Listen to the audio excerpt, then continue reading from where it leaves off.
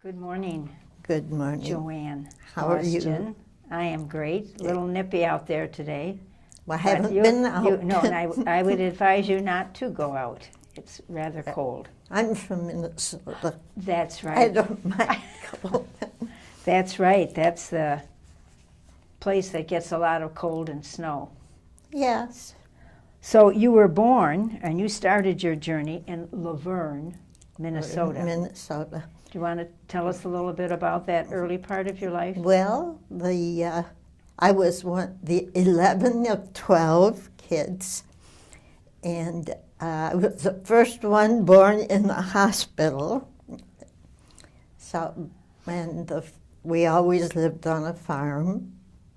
So, Which meant lots of work for these kids. especially the boys. Oh, okay. It was kind of like girls in the house and boys out in the field. Did you appreciate that, or would you rather have been outside? Well, there were times when I was not a very big kid that I wanted to go outside, and so I'd run outside. My dad would let me get on the tractor with him and so forth. Mm-hmm. And so. Mm-hmm. So your dad was a farmer? Oh, yeah. Yeah. Yeah. Yeah. Oh, yeah. And all four of my brothers farmed. I made him very proud. Certainly. That, certainly. that they wanted to carry that on. Mm-hmm. And what about your schooling? Well, when I was 5, my mother said I ran away to school, the country school, and that was because my little brother, I did have a younger brother, and he and I were the only ones, left at home, not in school. So he was my constant playmate. And at age 3, he died of pneumonia. So that was my first really strong memory. And how old were you? I was 5. Okay. So, this was a very, very difficult thing for me. I was so lonesome for him, because we were playmates all of the time. Can you tell me something special about him? What made him just close to your heart? Well, I don't think I can say that. We just got along extremely well. We were, we played together all the time. Mm-hmm. And of course, on the farm, a lot of that was outside. Mm-hmm. Right. Yeah, so. Right. And what was his name? Jerry. Jerry, okay. And so we, I just didn't know what to do with myself. Mm-hmm. And the other kids were all in the school that was about a mile away, a country school, a one-room schoolhouse. And I would visit school. The teacher would let me come. Mm-hmm. So my mother always said I ran away to school. Oh, cute. He died in November. So in January, the teacher said, well, why don't you just let her come? There was one other first grader. So I was with him, and by the end of the year, I knew everything he knew. So my parents thought this was kind of like kindergarten, because, of course, we didn't have a kindergarten. So then I started the school, and in the spring, instead of my repeating first grade, she put me in second. Oh. So I was not yet 6 years old. In second grade. Mm-hmm. Yeah. So anyhow, that's how I got ahead in school. Was there a time when all the rest of you, all 11 of you, were home at the same time? No, we never had that many because several others died in infancy. Oh, okay. Yeah, which was, in those days, that was common. Right, right. We didn't yet have penicillin, Mm-hmm. so. Yeah. So you grew up with how many? Well, most of the time, there were 8, Okay. But then when I was in high school, one brother was killed in an accident. So most of the time we were 7. Lots of tragedy Yeah, in well, your family. yes, and there were 2 sets of twins, and only one survived to adulthood. So where did you go to high school? I went to the local high school, Laverne High School, and so that was, good. I enjoyed that. Our small high schools were usually very, very good academically, though we didn't have some of the things that, large schools had. So, but I had a lot of fun in high school. And you entered the convent after high school. How did Well, you? one year after high Okay. school. When you entered the Adrian Dominican, so where did you come upon Adrian Dominican Well, Sisters? I didn't. Actually, there were Dominicans the last couple years I was in school in my town, and they were Irish Dominicans, but they had an English mother house. So I got a little acquainted with them, and the thing that got me want to be a Dominican, they were Dominicans, and the thing that got me want to be a Dominican, I read The Life of Catherine of Siena. Interesting. And I thought that was, so they introduced me to the 2 sisters who were in Sherburne, Minnesota, about 90 miles away. 2 of us, 2 of Adrian's. 2 Adrians, Yeah. yeah, And who were so- they? She would ask me that. Yeah. Anyway, they were 2 Dominicans. Yeah, Adrian. they were sisters, and they'd been in Sherburne for some time. I'll probably think, oh yeah, Lavoie, how could I forget? Oh, the 2 Lavoies. Okay, Yeah, there are lots 2 of of Lavoies. those.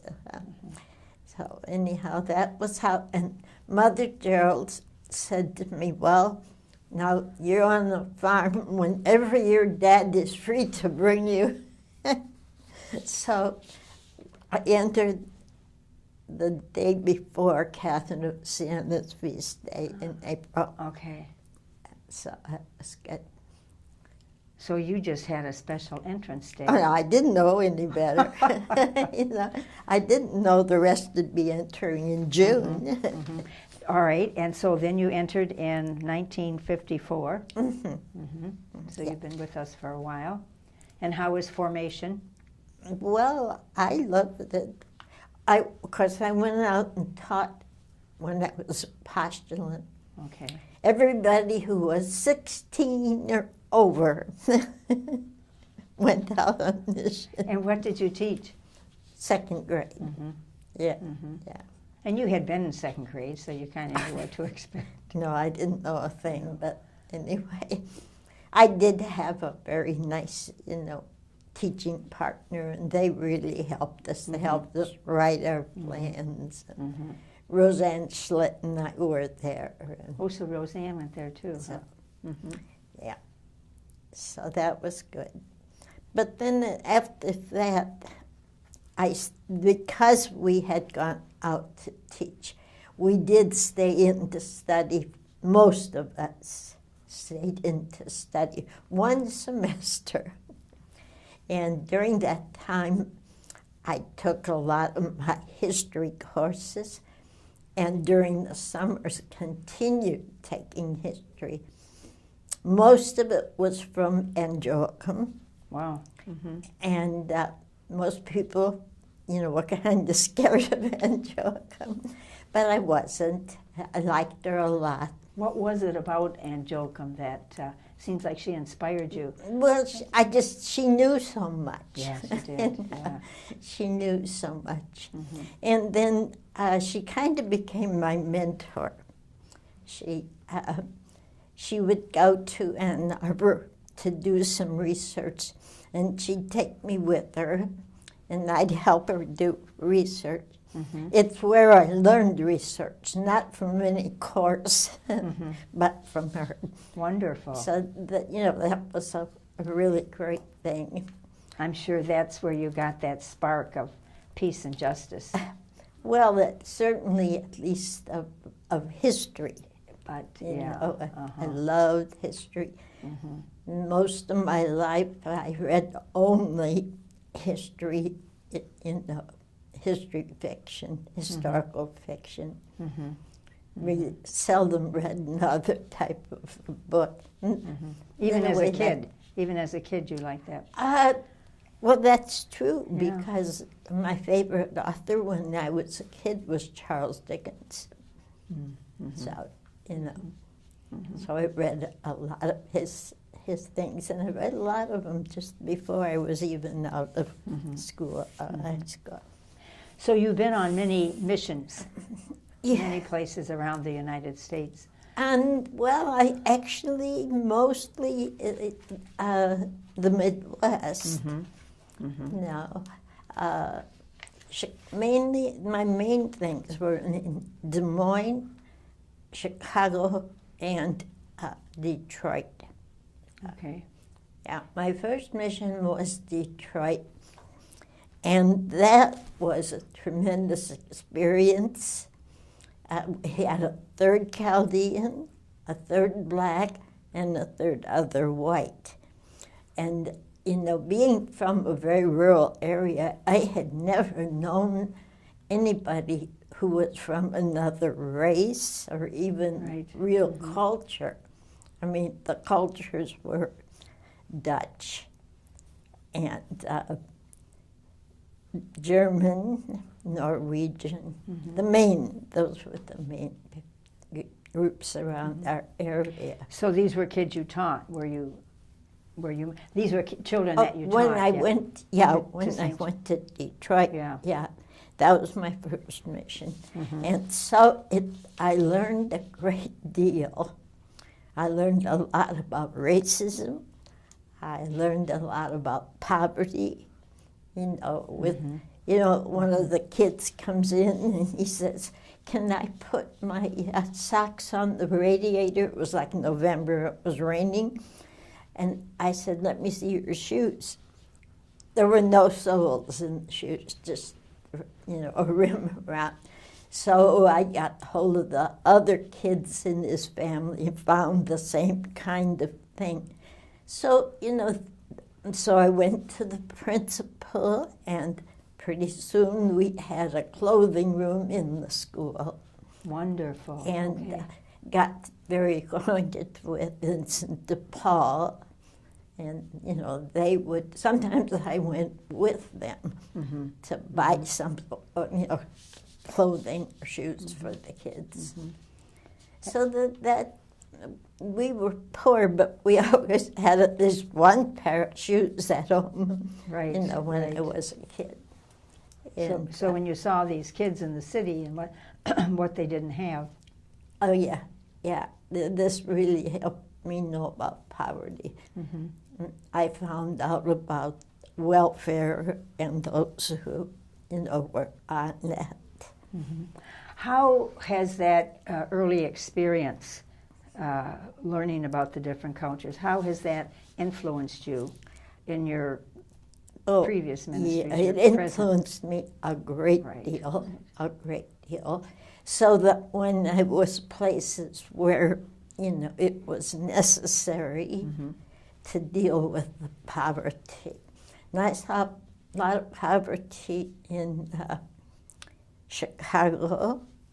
I belonged to the South Suburban Human Relations Council and worked with, them.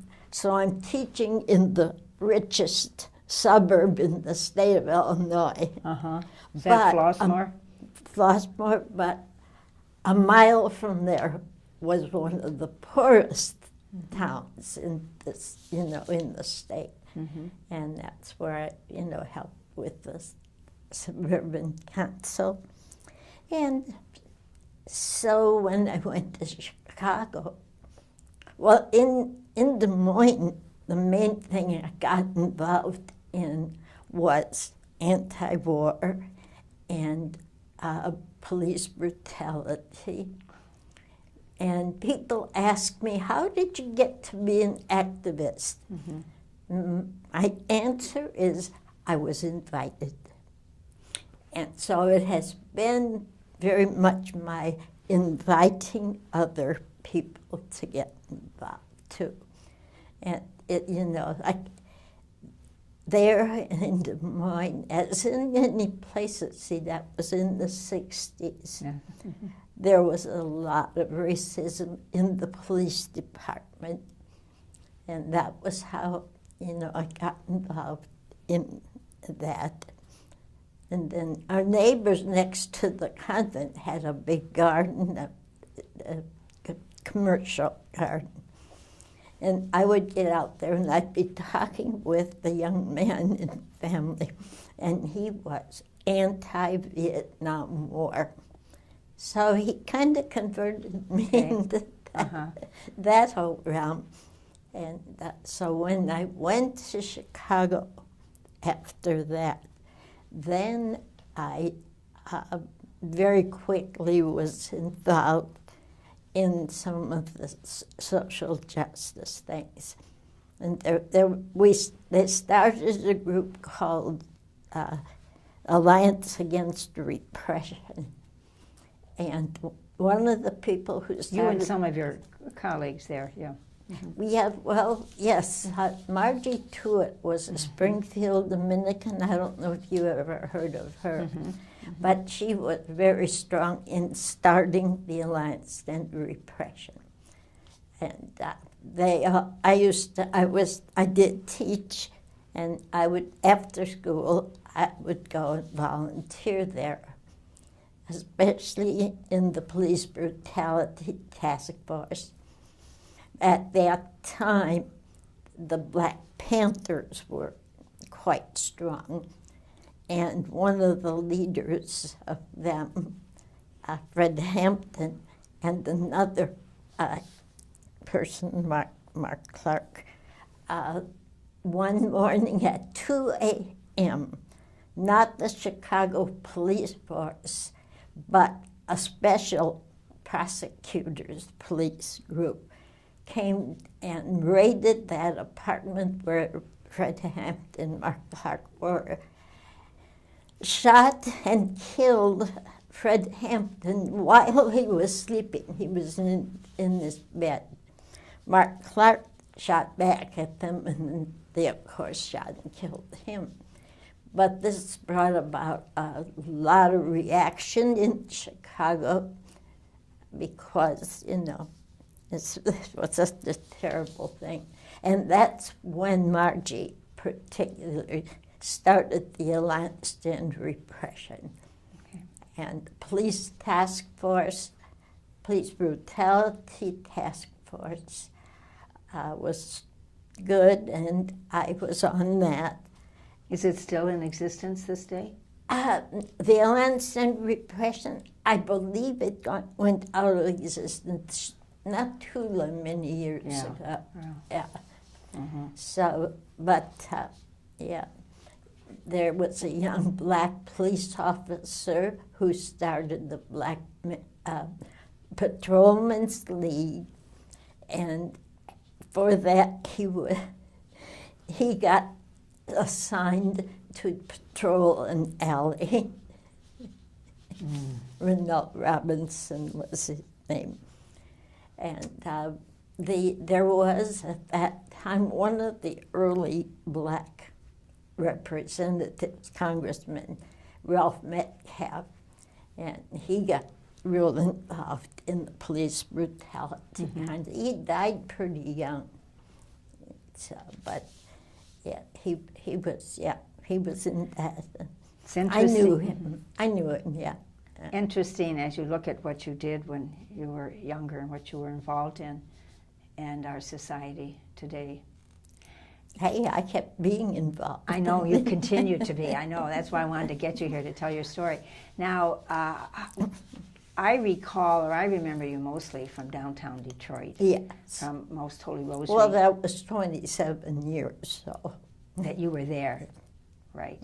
Maybe you could tell us a little bit about that neighborhood. Well, there were all kinds of things. Now, when I was first in Detroit, I did do adjunct teaching at both Wayne State and Wayne County Community College. And what did you teach? I did the same thing I had done at Siena. I taught the subjects in the federally funded TRIO program, reading, writing for underprepared freshmen, to try to get them so that they could, in fact, be students. And that's what I did at Siena for 10 years also. Wonderful. I don't recall that. So that was part of what I did. I also taught in public schools, adult ed, really kind of the same type of thing, except they were even poorer students. And I taught a lot of English as a second language in all the different places, probably 30 different countries, people from about 30 different countries, which I learned a lot in that, you know. And then at Rosary, after a couple of years, started a large community garden, which worked at for about 20 years. That's right. And explain the garden. Who was the garden for? Who was involved? Well, the people in the community garden were the neighborhood folks, about 8 families, you know, and the kids, the adults, the homeless, the people from the, well, it was not a transition exactly, but there were 16 prisoners in what had been the old convent, right on the property, right in front of the garden. And the guys were all tethered, so they couldn't go anywhere else. But they could go as far as the gazebo and the garden. We built a gazebo. Actually, started the community garden because one of the matriarchs in the neighborhood said, why don't we have a garden? Why don't, on that next lot, why don't you build a gazebo and we can come and sit in that? Wonderful, especially when you look at the neighborhood in which they wanted this beauty. So, yeah, that was great. So we did a lot of that, and the garden was always the centerpiece of the whole thing. But lots of stuff, lots of programs for kids, some for adults, and summer school for the kids, and a lot, you know, we were in walking distance to all the museums. So we did a lot of going to museums. Especially we like to go to the Wright Museum of Black History. And you had a great group of women that you were living with in the convent, that yes, community. It was the neighborhood community, but the group of women the group of women were wonderful advocates. women. It was just a really wonderful group. Yes, and very often they joined in the things that, you know, we were doing with the neighborhood. We had a picnic every year. It was always a big picnic. And the neighborhood folks did all the grilling, but the parish brought all the food. People, you know, brought all the food. So that was and we went to, one of the things, we went to a working farm, and farmers are not leery of getting sued. So they had boys out on the tractors and baling hay. And all. Kids from the inner city. Yeah. Wonderful, Yeah, wonderful. You know, this was great. And in the garden we had a large raspberry patch. And so they made jam during the seasons when we got them. And their kids did wonderful things. Some adults helped, you know. So then you left Holy Rosary. Yes, when I came here, When you came here. was, yeah. it was a hard decision, but right. and I do miss it a lot. I miss all the people. I walk the neighborhood all the time. Have you been back? Yes, I have, but now it's so completely different. The parish isn't there anymore, is it? Oh, the parish Is is it? there, but it's so completely Father different. Moran is gone, yeah. You know, so, and we did good things with adults too. We had cooking classes geared to people in poverty who didn't have a lot.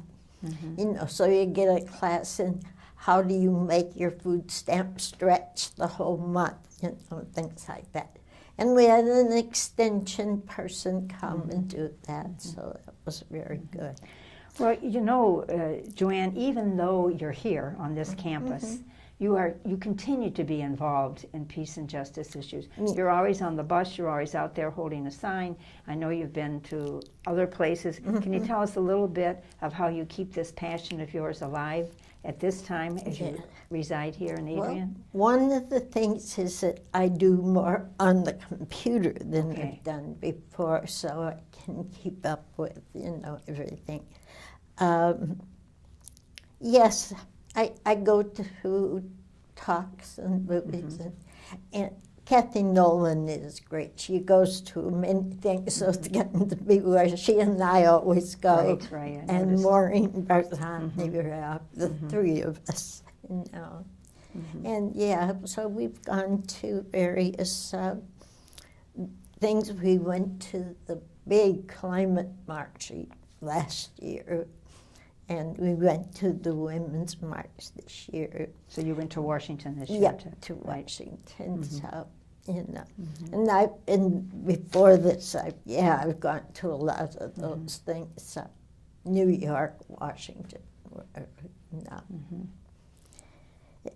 And one of the interesting things in the past that I have done is to be involved working with very big organizations.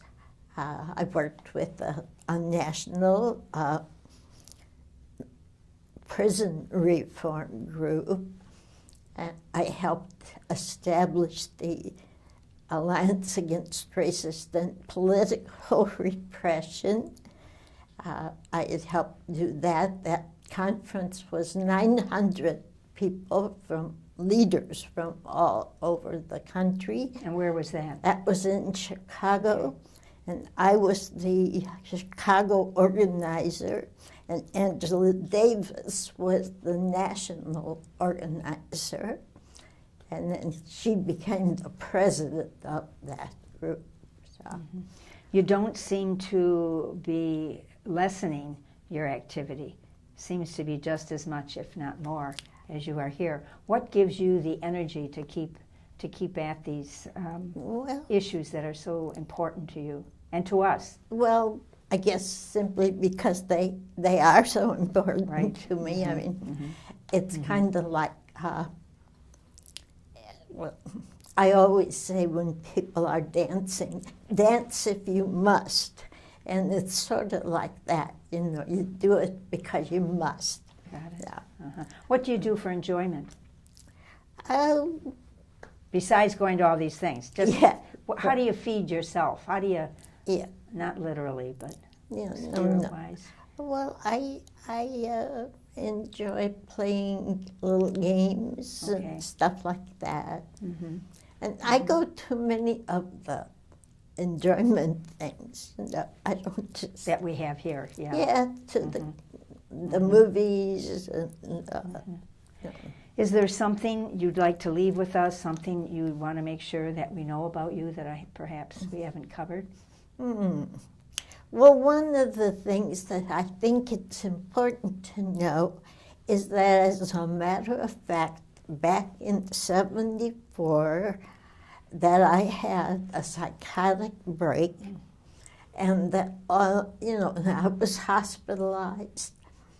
Went right back to teaching it in an inner city high school with both boys and girls right after a month after.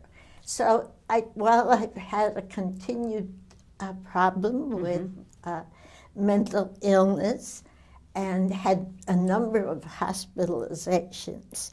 I have not been hospitalized since, more than 20 years now. Wonderful. So I've been really stable.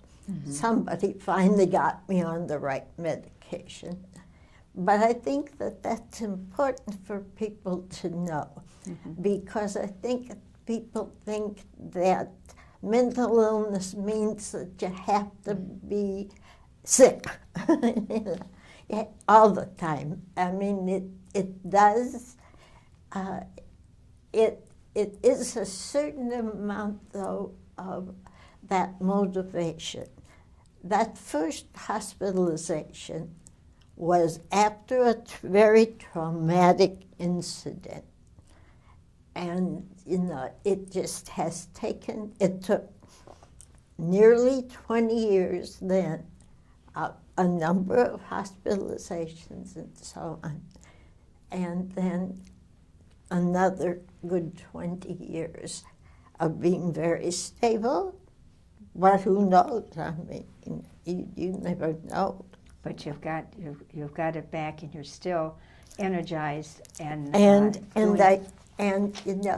I think it is important to know that it does not have to ruin your life. I thought so, but I mean, thank you. I thought so at first, I think, but but I never stayed off of work. Maybe that was a mistake, but I never stayed off of work for any length of time after I had problems. Well, we have to stop now, Joanne, and I'm very touched by your vulnerability with us. Thank you for who you are and all that you've been about in the name of peace and justice. And we see you and we think peace and justice, and we think about your generosity and goodness to so many, and encourage you to continue to be good and generous with yourself. Thank you. This has been a very special interview with you. Thank you. Oh, I have one more thing. Your name, Anale, how did you get A-N-A-L-E? That was your religious name. Yeah, it's German for little Anne, and my grandmother was Anna. Oh, okay. And sometime in her earlier life, they had called her Anale. Okay. Well, thank you, Sister Joan Baustian, Sister Anale. Yeah.